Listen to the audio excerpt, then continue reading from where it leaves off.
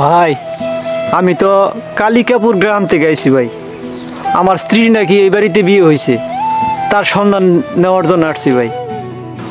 ও আপনার সেই বিডিআর 16 বছর জেলে ছিলেন, হ্যাঁ? বউ বলানে খোঁজ নেন নাই, এতদিন পরে খোঁজ নিতেছেন। বুড়া গেলে আবার নতুন করে আপনার শখ হয়েছে আমার ভাবিকে নিয়ে ঘর সংসার করবেন না। আমার ভাবির আমি দিব না। আমার ভাবি আমাকে যে আদর করে, হায় হায় বলার মতো না। আপনার বউ বিয়ে হয়ে গেছে গা, আবার হেই বউ দেখতে আসছেন, আপনার কি লজ্জা শরম নাই? চলে যান লিখে থেকে। আপনি ঘরে যে যে মেয়েটা ডাক দিছে, ওই মেয়েটা আমার বাস্তি, ওই বাবির পেটের থেকে হয়েছে। আপনার ঘর কি লজ্জা শরম নাই? চলে যান এখান থেকে, এখনো দাঁড়ায় রয়েছেন।